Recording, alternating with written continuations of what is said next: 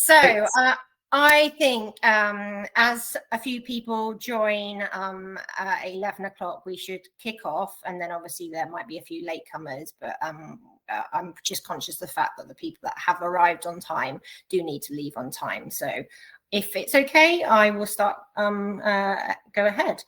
So thank you ever so much for everyone coming and joining the second in the series of Meet the Expert. For those of you that don't already know me, I'm Sarah, the founder of ReWork Consulting. One of the areas that we're particularly passionate about at ReWork is helping the suppliers, consultants and agencies that support our wonderful sectors. Because ReWork is a people-first tech consultancy, these webinars are focused on human skills. So those skills that I hope will be even more important in the advancement of AI. So before we get started, I just wanted to thank everyone that provided feedback from the last webinar, which was Meet the Project Manager. And I think Simon's going to be on the call today, so he's going to be a viewer instead of being the expert, which would be nice. We took this feedback and it really helped to direct the narrative for today's session. So hopefully you'll see that if you have come to both.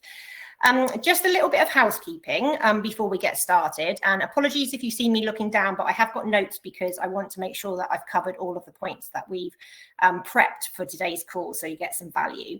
Kath, who is on the call at the moment, you can see her. She's part of the ReWork team, and she will be collating any questions that you have throughout this session. So please feel free, you don't need to wait until the end. Send them through the Q&A section. She will collate them until the end and then fire those questions, or however many we've got time for Charlie at the end of the session. We'll also be sending a few links to resources, so there's no need to really take notes. All you need to do is sit back and relax and listen. So without further ado, I'd like to welcome Charlie, our expert for this session on conflict management. Charlie Boyle, welcome. Thank you, Sarah. Thank you very much indeed. So a little brief intro for anyone that's actually missed all of the LinkedIn posts that we've been pushing out. Charlie is the founder and CEO of a training company, Customer Service Excellence Ireland, which is a complete mouthful, and an expert trainer himself, and soon to be published author of a book based on human skills. So he's more than qualified to talk on this subject today, and thank you so much for everyone that's attended. So first of all, thank you so much, Charlie, for being our second guest. We go way back. Hopefully we won't be talking about too many stories today and focus on the subject at hand. I wanted to start off by, if you could give us a quick intro to you, a little bit about your experience and how we've come to be on this webinar today. Well, I suppose how we've become to be on it, you know, we knew each other, I think you said 26 years ago when we were working for O'Neill's Pub Group, you know, at the time that they sort of exploded in the UK in many ways. And it was really good learning, you know, I believe hospitality, tourism, that whole sector, pub industry, I think is a great grounding. I think anybody that does a master's or a PhD in behavioral psychology should have to work in such a sector for a couple of years, because you're dealing both internally and externally with a wide range of people. It's not that they're any more difficult than anywhere else, but it's a wide range of people. And I suppose if you throw alcohol at it as well, there's just that edge. So yeah, it's conflict management at its very, very best. So yeah, you know, since I came back from the UK, which is about 12 years ago, the last project I was involved with there was doing a bit of work around the Olympic Games and looking at how good a job London done at hosting that in 2012. They weren't expected. The level of expectation wasn't as high as the result of that outcome. And again, there was good lessons in conflict awareness, conflict management there. The third phase of that is conflict resolution, which we try to avoid because it means you've lost at that stage if you're in the resolution territory. And then finally, I suppose, just looking at the inspiration of Ireland and how we've looked after conflict here. We had a lot of conflict to deal with in the resolution stage, but how the country has managed that, and one of the proud sort of factors of that is that in Harvard every month there's a lecture on Look at Ireland, and it's really asking the American people to look at the conflicts they're having and look at the examples that are over here. So we're quite proud of that. Amazing. Yeah, you should be. So I guess the first question I had around, I guess, customer service excellence in Ireland, what degree of the training that you deliver is connected to conflict management? Yeah, it's a very good question. And I suppose it's a very timely question, Sarah, because, since COVID, we find ourselves getting requests to do more and more of this. And this is not to say that, 2019, before 2019, that we didn't cover it. So a lot of our focus, I suppose, is on human skills. We're doing a lot of work with MIT in the States in relation to human skills as MIT, sorry to interrupt you. Massachusetts Institute of Technology. Okay. So MIT would be, if you Google it, it's probably the top university in the world for research, and research particularly on human behavior. So the work that we're doing with them surrounds human skills, because I suppose you and I would both know, coming from the background we're in, is that probably 60-70% of the skills we're going to need in the future of hospitality, retail, tourism, I would argue event management, is going to be human skills. We can get very, very caught up and think that it's digital skills. But there's another great story behind that, and that is that digital skills design is 60% empathy. Okay. And that's a human skill. So sometimes we think that digital is the opposite to human, but it's not. So the digital skills are there as an enhancement to the human touch, not as a replacement to them. So that's sometimes where the digital goes wrong, is that we try too quickly to over digitalize it too soon. Yeah, without internalizing. Yeah. Yeah. Okay. And in terms of like, why does it actually happen? Why does conflict management happen in the first place? I would say conflict happens because of the first stage is not really addressed. And I suppose what we look at these three phases. Conflict awareness, first of all, being aware that there must be a level of conflict. Conflict is not a negative. We keep on thinking that, oh my God, there's conflict, or there's complaint, or there's hassle, or there's a difficult conversation. They're all positives if they're managed. The next phase of it then is the managing of that conflict. So first of all, are we aware of what happens in conflict? Why does conflict happen? Are we aware? Are we self-aware? That area of emotional intelligence. Are you aware, for example, that in a team that you're going to play two strengths and you're going to have three allowable weaknesses? Do you know your weaknesses? Do you know your strengths? Does everybody around you know those weaknesses and strengths? Because if you don't do something like Belbin team roles, which is a really, really good tool to use for self-awareness and awareness of team, if you're not aware internally, first of all, of yourself and what your strengths and allowable weaknesses are, well, there's going to be conflict, because you are going to be annoyed with somebody else that may be the opposite of what you are. And it's not the person you're annoyed with, it's their thinking style. So therefore we roll out personality, and it's not really personality. And the I suppose the irony of that is that you need that difference. So the big call for diversity in the workplace is not color of skin, it's not gender, it's neurodiversity. Neurodiversity is the one we really should be looking at. How people think, they think in a different way.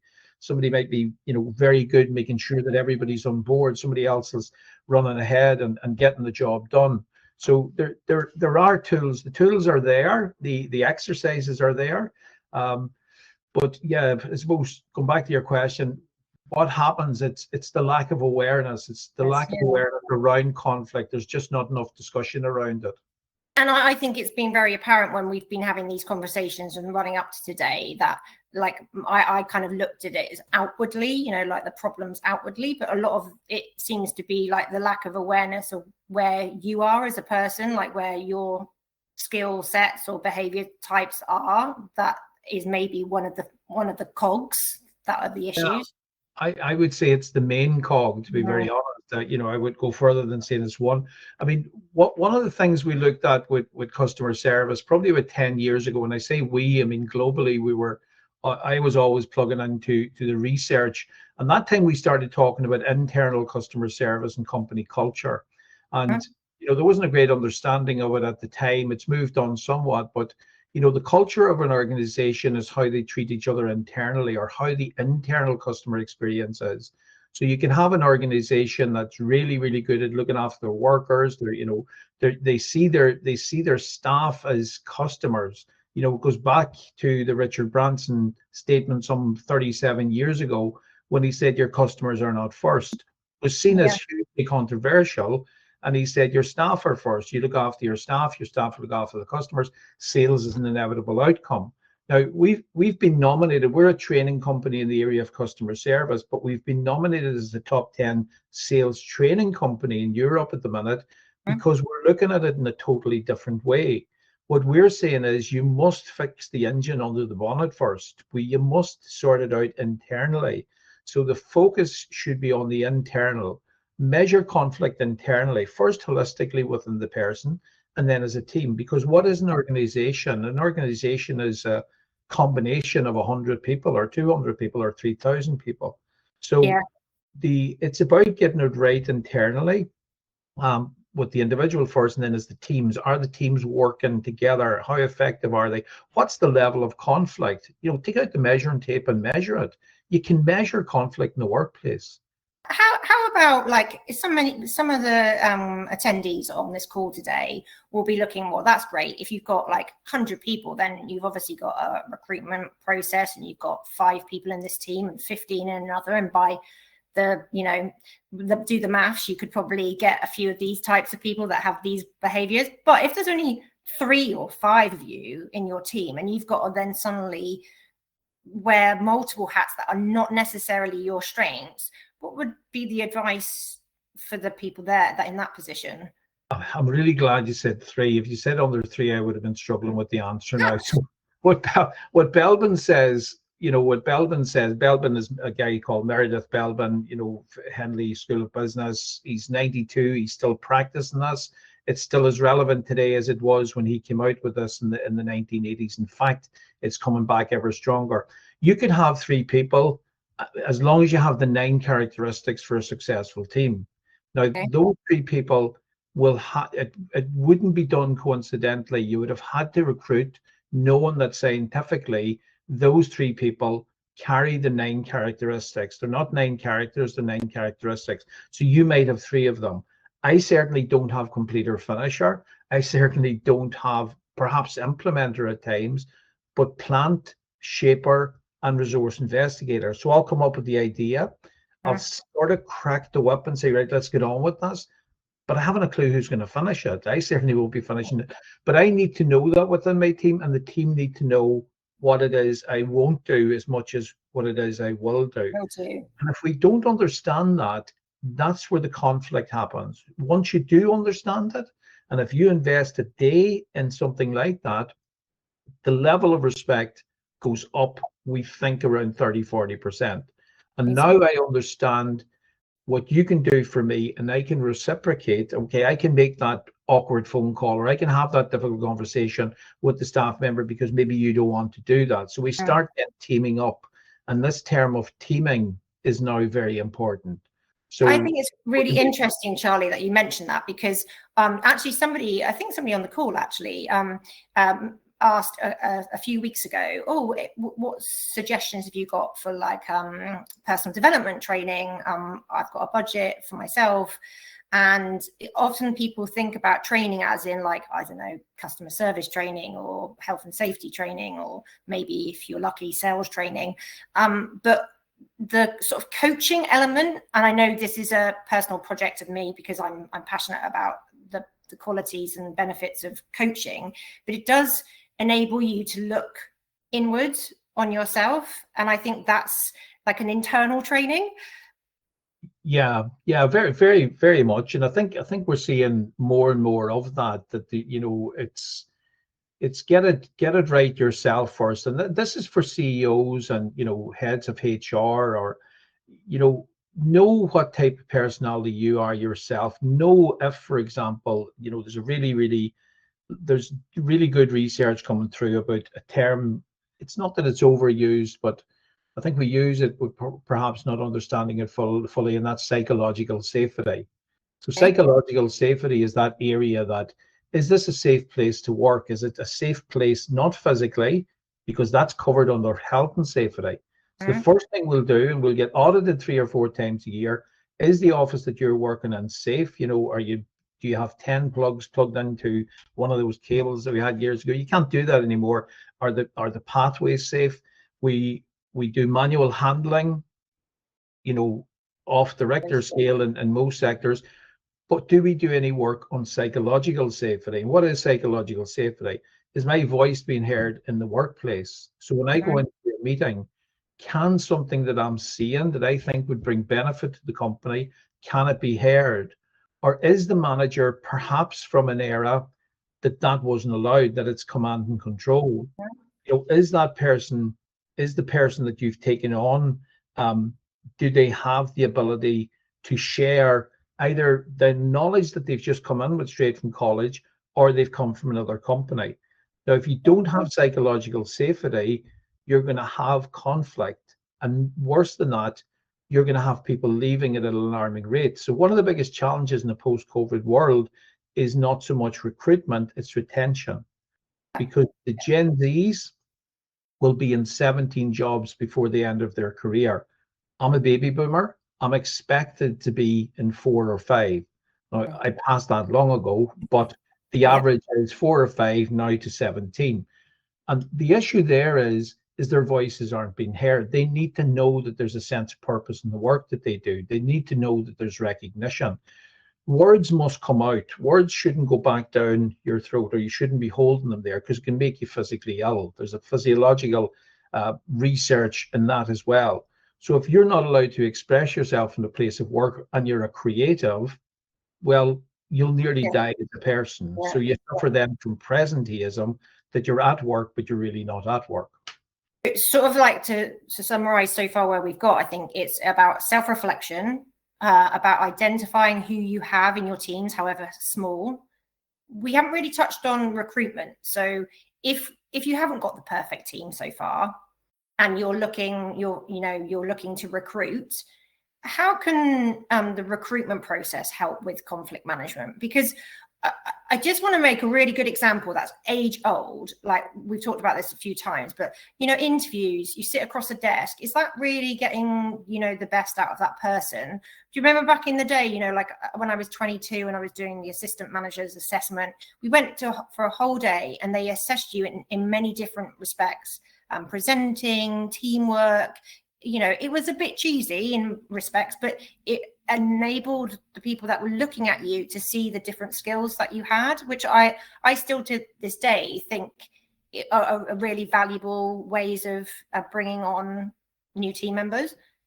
Yeah, look at it, and again, a great question. Recruitment's a problem because recruitment is dated. How we are recruiting is not good. I mean, to be fair, Mitchells and Butler at that stage, who were running O'Neill's, created an audition rather than an interview. So sitting across the desk from somebody thinking you're going to get the best out of them is dinosaurial in many ways. The other thing that's really outdated is looking at a CV and looking at qualifications. So you might come into me with a degree in whatever that may be, but the question isn't about your competencies. So what we've seen in the last 5 years, again, just before COVID, there's a great study going on in the States.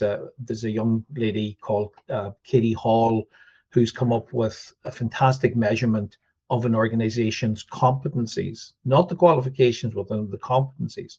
Because let's say in a hotel, the chef may be better suited to being out at the front of house, might be better receptionist. Yeah. The receptionist who doesn't like dealing with people might be watching, all of the cooking shows and the Great British Bake Off every week. They may be better in the kitchen. So their competencies may be suited somewhere else. So we're hung up on qualifications. We're hung up on third level education, and we're not given enough good competencies. So to answer your question, the recruitment should be of good people.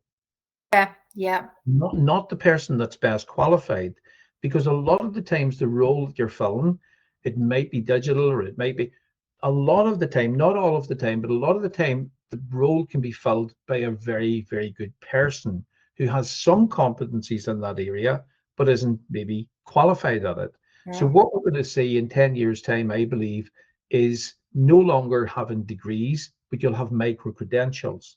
So you'll have a shorter space, because a degree of 3 years now is obsolete by the time you finish it. Can you Especially imagine? in the tech world. Exactly. So we're Yeah. still in digital skills degrees, and by the end of the first year, they're nearly having to go back and think, well, this is now run out of date. So the movement must be change the way we're recruiting, make it more about the competencies, make it more about the person. If we look at sport, we look at the three greats in sport that have been studied down through the years: the All Blacks, Barcelona, and the New England Patriots. When they start losing games and they start going off, they don't look for better coaching, they look for better people. Mhm. And that's sometimes where the focus has to be in the workplace as well. So I think so far we kind of talked about things that we can do to like prevent or reduce the scale of conflict within our workplaces, in whether it be projects or internally. What about when you think that you've got all of these, perfect cogs in place, and you've done all of that great work, and you have invested in training, but you happen to be in a client project meeting, for example, and things start getting a bit tense. We all know what we should do: breathe, don't take things personally. The customer isn't always right, but there's a way of dealing with that. But sometimes it's really hard to put those practices into place when things are tense and passions run high. What advice would you give the attendees in that situation? I would say the advice we would give is to read the book by Viktor Frankl, Man's Search of Meaning. And it's covered there.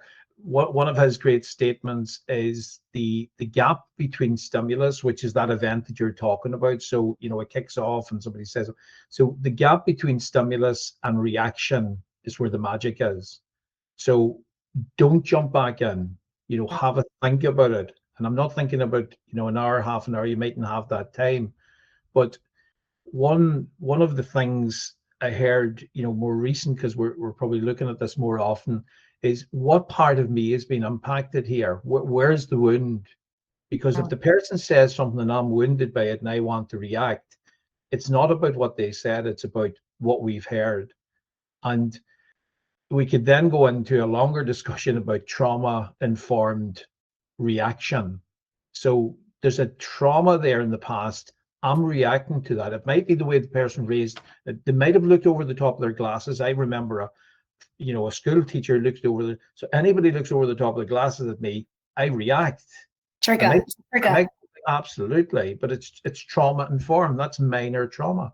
So what part of me has been, and if you do that, you're looking at yourself rather than the other person, and you're less likely to react to what they said, but you'll give yourself space and time to maybe take a break. Well, let's have a cup of tea here.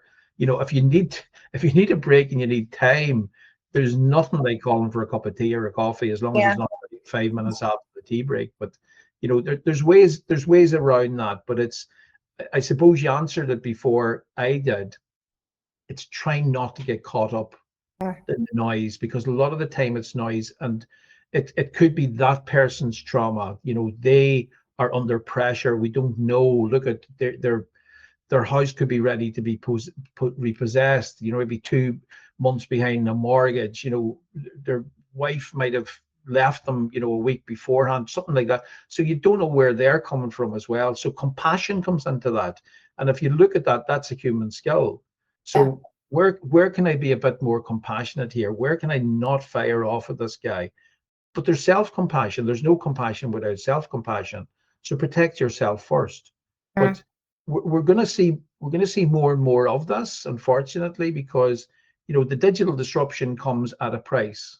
And it comes at a price in that we are removing the ability of young people to learn social skills and human skills the way that they did maybe in our generation, or indeed 10, 15 years ago. And you think, like I know that you said previously when we were talking about this subject that there's not really that much evidence around this, but my observation, I think it's a wonderful amount of progress that we made, that we can now work at home, and it gives so much flexibility to people. But one thing I've noticed is that when you sit in a room with people and you have conversations, you know, we've all been there where everyone talks over each other on an online meeting. When you've then got stress or conflict into that mix, it becomes very difficult to read somebody's body language, or like, are they just about to speak? And because you're so passionate and you want to get your point across, you end up talking over somebody, and then that annoys the next person. And I don't feel that kind of happened quite so much when we were able to see each other in, you know, in whole body form. Yeah, look at it. It's a fair point. The only thing, and this is only, you know, a personal opinion, and it's not based on any research. The only thing I would say about that is let's get used to it, because it ain't come back to where it was. No. That's like saying, I remember back in the day before we had electricity, we used to have to cycle to the football. You know, at my local club, there's a guy still talking about that, and we're kind of saying, well, you know, move on. We kind of need to get over this now, because we do have electricity and we can nearly take a helicopter down to the training. So the reality is we need to work around that. Now, we talk about, you know, the much used word hybrid version, and there's no question that getting together as much as we possibly can. Humans don't die under the rubble of an earthquake due to hunger or thirst. They die because of the lack of company. They give up hope that they're going to talk to somebody. So we're human beings, and being is being with the other person or other people. We're tribal by nature. So yes, there's disruption there, but a lot of that was caused by COVID. A lot of the conflict in the workplace at the minute is people working from home and people working in the office. And the same companies, the people in the office are saying the guys at home are putting on their pajamas and watching the equivalent of Jeremy Kyle at 12 o'clock in the day. I don't know what that is now. Loose woman, I suppose. And the people at home are saying, oh, I don't know what they're doing in the office. You know, they're making us look, you know, bad. And so there's conflict there. There's nearly a sort of those of us who are working mostly from home and those who are in the office.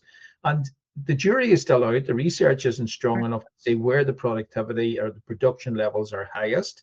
But then again, we have to be careful that we're not taking out a measuring tape and saying, where's the highest productivity? Are we measuring mental health? So what if the person that's at home and isn't engaging with anybody all day long and gets a knock on the door, the postman or delivery man drops up? So is it not in their interest to go in 2-3 days a week? You know, is the meeting of other people, again, the cups of tea, the lunch, you know, that interaction. So the measurement shouldn't be always on what's the highest level of productivity. It could be what's our social responsibility, what's the social impact of this person working from home? Is it making our society better or worse? How do you, when you're talking about measurement, if we put all these things in place, and now I'm allowing space in my meetings where I'm starting to feel there's, you know, I'm somebody sort of triggering me in some kind of way. If I'm doing all these great practices and I have the tools, maybe I've got some extra training, I'm doing the recruitment process as we discussed. How do we measure whether all those things are working? Is it something we see, or how? Yeah, look at the tools are there. Here's one, menti.com. So menti.com is an app that everybody can use. I could tell you now to go onto menti.com. It'll ask you to put in a code. I can ask everybody on this call now, how are you feeling? And everybody will answer because it's totally anonymous. I don't know who's answering it. So what we would do at the beginning of training now, we done a training, I'm trying to think, last week in Dublin, for example, with Applegreen, who are moving into the UK now. It's a fuel retailer. And it was senior management, and it was, 10 minutes before they started. And we simply asked them the question, how are you feeling? Now, one of the things was quite important there. This is mid to senior management, and 3 of the 12 said that they were anxious. Okay. Now, we wouldn't get that answer even if intuitively I thought somebody was anxious. That allows me to set the training in a far different way than I would have done. And you can do exactly the same thing if you're presenting. Let's say one of the guys here was presenting a product, or as a supplier, they're wanting to show a piece of kit. And maybe there's even 5 people in the room. Yeah. You can use menti.com to find out emotionally and keep that data. That data is of huge importance. Maybe ask the question again in an hour's time, and maybe ask it again at the end of training. It takes 30 seconds. I might use that myself. Like, I think that, like, if you had a project, just being still working with this particular client, but it's 6-7 months long, why not ask them how they're feeling about the project on an ongoing basis? Because you won't get the honest answer if you ask them in person. I could use it before you ring me on one of these weekly meetings about this one here. I can ask you, how are you feeling? And if you say I'm stressed, I would say, right, we'll leave it till next week. So there are tools, but this goes back to the Steve Jobs thing. The digital should not replace the human touch. It should be an enhancement of it. So I'm in the training room. I'm keen to find out, how are you really feeling? But all I'm doing is I'm using technology to enhance that, to give me the answer. Because not only that, it gathers the data, it keeps that data. And it tells me then at the end of the year, okay, funnily enough, the people who were most stressed were when you had, and it breaks it down. So that's a very, very simple tool. It's quite inexpensive. It's the normal free for a month. You play about with it, just make sure you cancel it off your credit card if you're not going to use it. But I think after that month you'll end up using it, because there's so many other surveys you can do. There's questionnaires, you're checking in on people. How did that go? How was that for you today? And somebody might say, like, if you ask them in a face-to-face, how was that? How are you? They're going to tell you what you want to hear. And there's, then there's the science of, right, when do you ask them the question? Do you ask them right after the training? Do you ask them a week later? Or do you ask them 6 months later? The answer is you do a series of all. So you're trying to get feedback. Feedback is the data. And, we complicate it. We say data analysts, and a data analyst is somebody who's just looking at what the people are saying. Yeah. So let's stop putting, big technical words on them and get to the point. Unfortunately, or fortunately, depending on how the perception of the call's gone, we've done 30 minutes of this call, and I'm conscious that I want to leave enough time for anyone that's got sent any questions to Kath. So I wondered whether you could probably round up for our attendees. What are your 3 top tips for conflict, thinking about the people that are on this call today, suppliers, consultants, and agencies? What can they do to improve the way they manage conflict in their workplaces? So I would say the first one is, and I think we've covered, I would say the first one is improve your own self-awareness. Being intelligent is no longer the currency. The currency now is emotional intelligence. So there's 3 areas. There's the IQ that we measured ourselves off since the time of Aristotle. Stop doing that, because it's everybody else is catching up on you. So it doesn't matter how good you are explaining the product that you have. Somebody down the road is going to be able to do that as well. So if you're going to improve your emotional intelligence, which is really self-awareness, what are you about as a person, and invest in that. That would be the first tip. Second tip would be understand how and why conflict happens. So be aware of conflict, be aware of healthy conflict, but be aware also that you're going to have different thinking styles. There's a very simple exercise you can do. It's called north, south, east, west. If you Google north, south, east, west exercise, it'll tell you how to carry this out. And have, again, more than 4 people. You can play this exercise experientially. So don't just read about it. Get into a room, clear the desks, and play the activity out, because the learning will be 4 times more powerful. That would be the second one. And I suppose the third one is have a look at Karpman's drama triangle. And Karpman's drama triangle is quite interesting in that we are addicted to drama. How do we know that? Because after the 6 o'clock news in the evening, both in the UK and Ireland, it's soap opera, which is based on drama. So it's soap drama from then till 9 o'clock at night, and it's based on the same 3 principles. There's a perpetrator, there's a victim, and there's a rescuer. Get out of my pub. Oh, he's telling me to go. So it's the same principle. You put on Coronation Street, the same thing. You put on one of the soaps in Ireland, it's the same thing. But guess what? It's the same thing in the workplace. So people are addicted to drama. Some people need drama because they sort of feed off it. And that includes senior management. It includes, people that are just in the door, but it needs managed because it's in there, that it's in that triangle that the conflict is. And there's only 3 characters at play. And you may be one of them.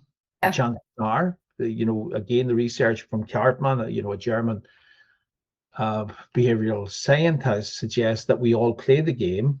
And once you go through it, and again, it's a half-hour exercise. And the amount of times that we've used it, and there's silence in the room, and it's one of those that you take a tea break after it, let people reflect, and then you do the feedback on Menti. What did you find useful today?